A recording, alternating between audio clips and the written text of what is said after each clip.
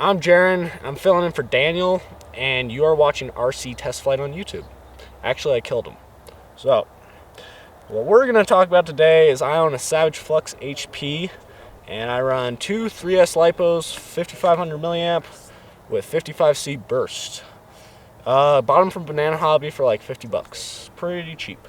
The current stuff I have in it that did not come on it were a shitty ass Hobby King servo that Daniel gave me. It was really nice because I burnt out my other one. And RMP A-arms. The A-arms are real shit on this truck. And then an RMP skid plate, and we'll get to why about that later. So the body, the plastic on the body really sucks. Like, I was really disappointed in how thin it is.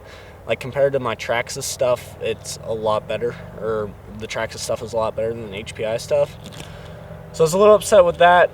If you do drive it on asphalt and you flip it on its lid, it's probably gonna get a hole in the top. That's how thin it is, and it's really not that great.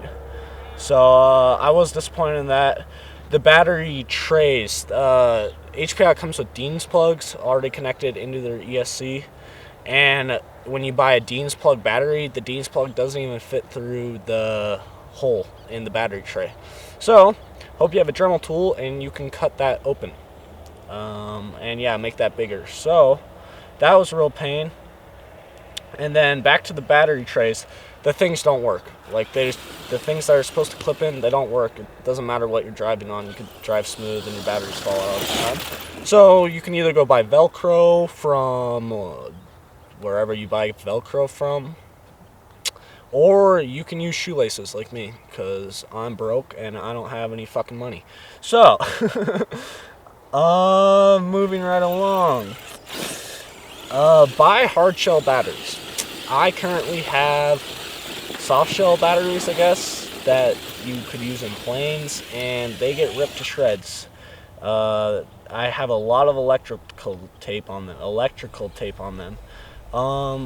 Yeah, so, they get chewed in the face. Anyways, going on to the transmission. Haven't really had any problems didn't have any problems after I bought the skid plate. The RMP skid plate is probably one of the first things you want to buy for the truck. I was driving and a rock just got straight under it and it punched a hole in my transmission because it's extremely sensitive, and that's a big, like, flaw, I guess you could say. It's like, I don't know why they didn't put a cover on it, but it's a really weak point in the truck. Going through the gears and stuff, the Spur Gear comes really loose, and they tell you to undo it a half turn, but when you're running 6S in your truck, it doesn't work at all. So just crank it down all the way.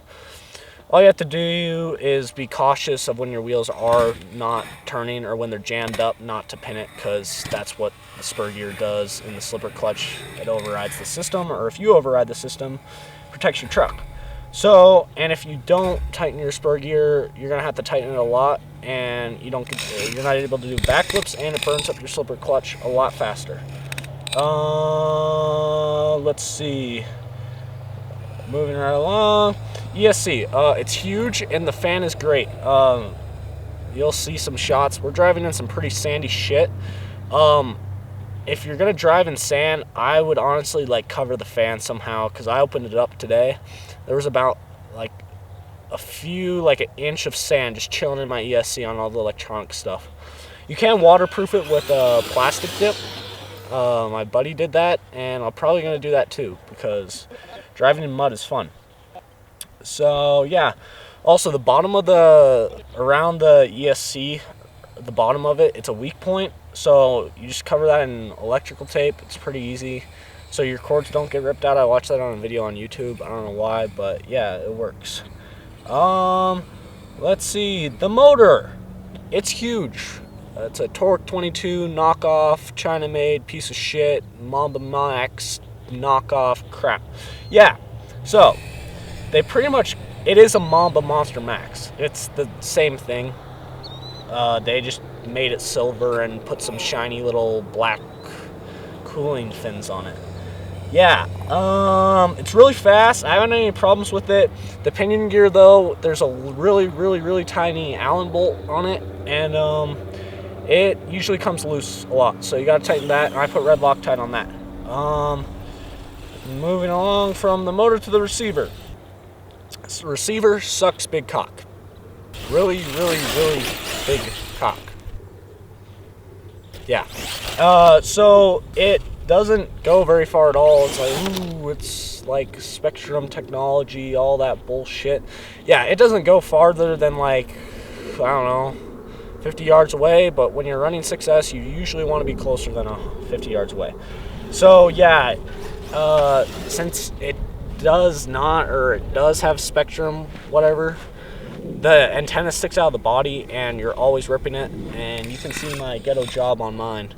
It's really, really done great. Yeah, until you have to fix it. So I'd recommend buying lots and lots of antenna wire holdy thingies. The frame. Let's see. It's the Savage is built on two sides of the frame, so it's not a bottom plate. It's two side plates.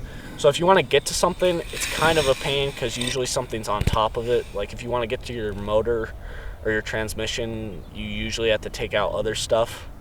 So I think it'd be nice if they built it on a bottom plate. Let's say like the Hellfire or something, but they don't make that anymore. Yeah. So frame's good. I've heard of people bending them, but I haven't done that yet. So that's good. The remote. Running 6S, it's really touchy, so I would not recommend your kids driving this truck unless you want to spend some money. Yeah, so you're gonna want to train your finger not to pull on the gas really well. You can buy Castle Link to make it curve really nicely and all that stuff, but you know what? Backflips are fun, and if you do a really nice curve, then you're not gonna be able to do backflips. And yeah. The wheelie bar, it's really ugly. I don't like it, but it saves your ass a lot, so I'd keep it. And tighten your bolts. Usually before you drive or after you drive, you're going to want to tighten your bolts all the time because they're always coming loose. I almost have blue or red Loctite on all of mine now. The body clips, they're like made out of steel and they hurt your fingers to get off. Use needle nose pliers. The bumper screws break a lot. Use super glue. Alright, now I'm at the end. The good. It's fast, it's bulletproof, it doesn't really break at all unless you do something stupid. The bad, the battery compartments, the screws come loose, and the antenna rips. Wheels are ugly, paint them black. Goodbye. Yeah!